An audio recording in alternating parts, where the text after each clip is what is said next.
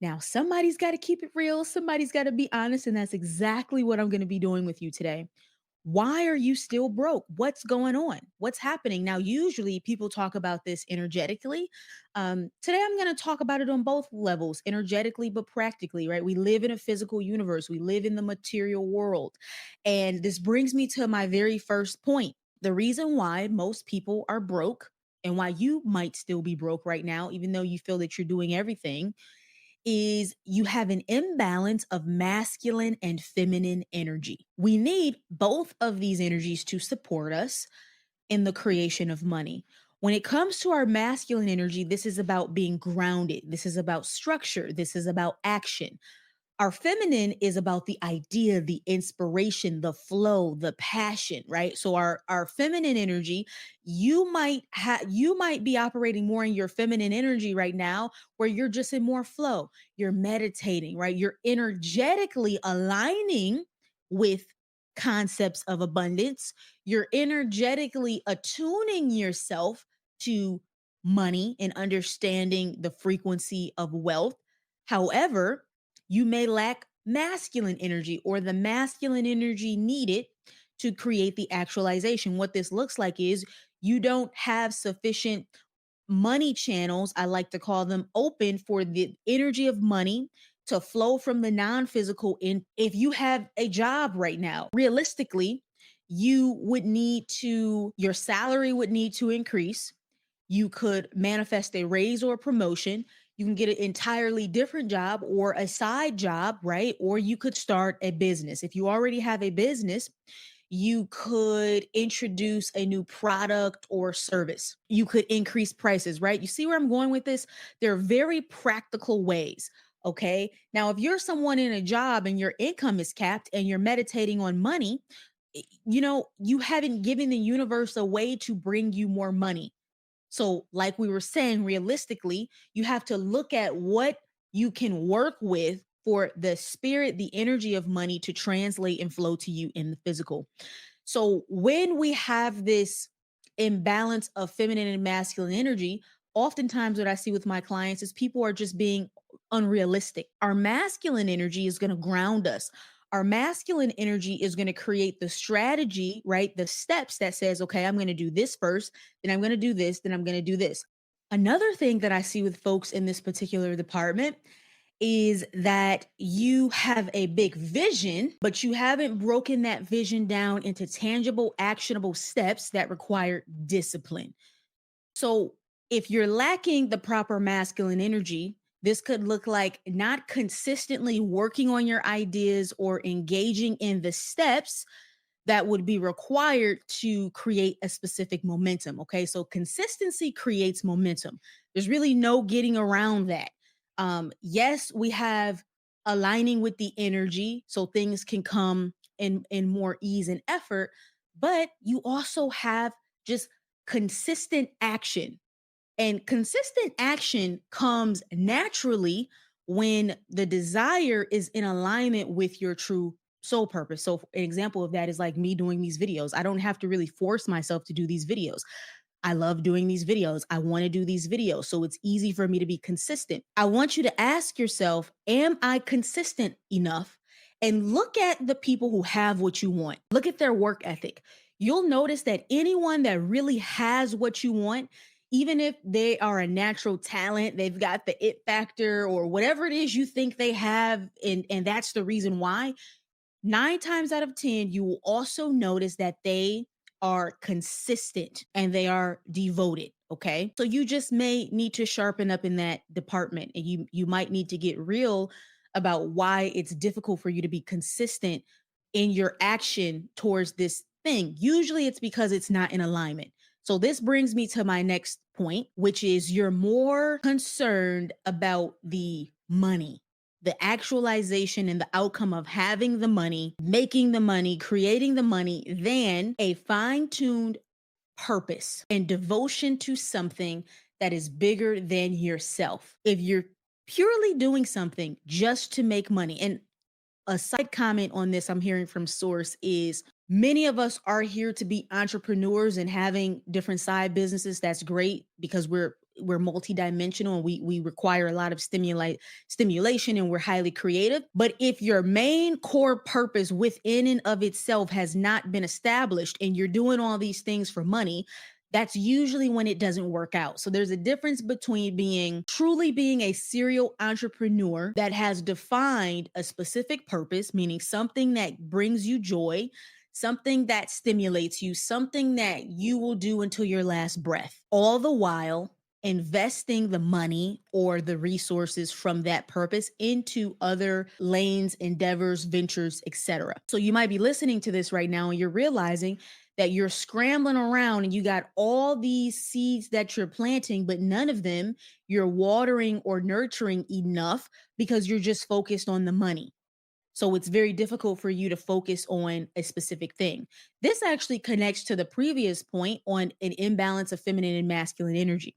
Now, sometimes we can have too much masculine energy. This is the doing, this is the effort, this is the force. So you're doing and you're forcing, and you are starting all these projects, starting all these businesses because you just want to create this money. But really, it has no real correlation to what you feel in your heart. Okay. So if you're doing a bunch of things, but you're still not seeing the money come in, this is a true sign. This can be a sign revealing to you that you're not creating from your heart. You're not creating from your soul's true purpose and desire. And in this department, what I also see is I see the universe blocking things in people, blocking things from happening or blocking you from making a bunch of money in one way that's in the long term going to steer you in a different direction than your intended soul purpose. When we're focused on just the result of making money, typically we never make it. And if you notice, everyone who's affluent, wealthy, successful, thriving, they are doing something that they love. So I want you to remember this. The more I do what I love, the more I am a vibrational match to money. Because when you have this money, what are you going to spend it on? Things that you love, right? It creates more freedom. It creates more room to do things that you love, to support causes that you love. So when you create money in the energy of love, you magnetize more money. They're a vibrational match.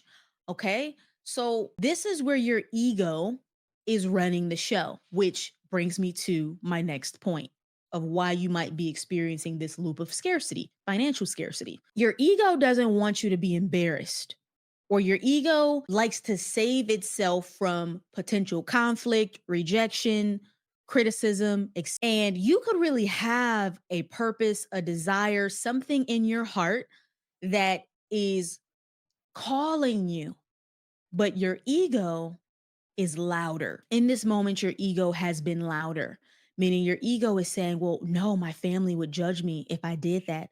My family would um, think that I've lost my mind if maybe I quit this job that I worked so hard to obtain through academia and getting multiple degrees, and they can't rationalize or understand why I would give that all up to start a business or to do something else. Or I'm afraid to start a business because if I start the business, then what if there are crickets? What if people don't buy my product or service? You got to understand something. There will always be failure involved. Your ego is doing this dance. I call it the avoidance dance. It's trying to avoid the potential of being hurt in some type of way, being unsafe. So it's keeping you in this little bubble, this little comfort zone, but it's a false sense of security because within that bubble comes limitation. Okay. The highest version of yourself that's making a significant amount of money, more than what you're creating for yourself right now, that person has taken risks, meaning that person has had to do things differently on some level. So maybe you're playing this game with yourself. You want to create more money, but you understand that in order to do so, you have to become someone different. And if your ego is running the show, that looks like procrastination. That looks like keeping yourself busy with things that don't really things that don't really produce revenue. So in sales, we learned that this is called non-revenue producing activities. Non-revenue producing activities. Let's say you want to create content and because you're afraid, you distract yourself by doing a bunch of other things. I'm going to work on my website for 5 hours. I'm going to read a book. I'm going to do this. I'm going to do that.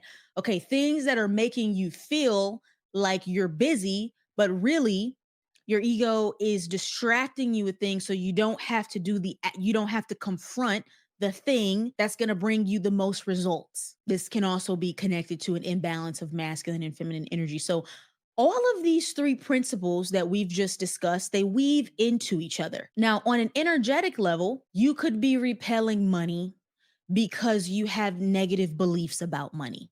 And there's so many limiting beliefs that we can uncover, but I'm feeling guided to talk about this one core one right now, which is you believe money is evil. That's the core belief that most people have about money. That money is evil and people who have money are evil. I want you to understand something. Money itself is a neutral tool that evolved out of the need for humans to engage in barter and trade. Okay. Instead of me showing up with a skinned chicken and you showing up with a skinned beaver and we're exchanging in that very old world type of way. Okay. Consciousness expanded, humans evolved into requiring a new system to facilitate global trade. And thus we got currency, modern currency. Okay. This started out with metals, jewels, rubies, these types of things. Okay. Now, when you strip that concept down, you don't create a story around it and you just go, it's a tool. You'll start to recognize that what people who abuse other people for money, to get money, they're actually operating in lack. So people think that money is the root of all evil, but lack is the root of all evil. Lack is the root of all evil because whenever we're separate from source, so we're separate from love, okay, we get the manifestation of actions that we believe we need to do to get something that we think we don't already have. So people who cheat, steal, do corrupt behaviors, all of this to accumulate wealth. It's not the money, it's them. Okay. And in knowing that, you can allow yourself to become wealthy because you understand that the way that you will relate to money and use money as a positive tool and vehicle for change will begin to shift. I'm going to give you an exercise to begin healing this belief within yourself. I want you to make a list of 10 people. It could be people in your 5 to 10 people in your actual life or on a celebrity level or something like that that you have witnessed do positive things with their money. And as you're writing these things down, you will start to reinforce in your subconscious mind that having money is okay. Another thing that you can do here is make a list of all of the positive things you would do with your money. Would you start a charity? Would you help your family? What would you do? Would you start a business that then impacts the world in a positive way? And as you get clear on the positive shifts and changes that will be a ripple effect of you having money, you begin to calibrate to the belief and the idea and the concept that being wealthy and having money is okay. Now, once we reconcile this and we shift into our true nature, which is that of abundance, we're no longer repelling money. And we're also no longer repelling or blocking the ideas and divine inspiration that the universe is always trying to flow to us that would be the steps for you to acquire and create more money. So either you have an imbalance of masculine and feminine energy, you're highly focused on the outcome as opposed to a process that's connected to your soul purpose, your heart's true desire, or you repel and reject money from the belief that it's evil, or your ego is trying to keep you safe from being embarrassed, rejected, or criticized. And in knowing all of these things, you can begin to work on them and become a vibrational match for more money in a grounded, practical way.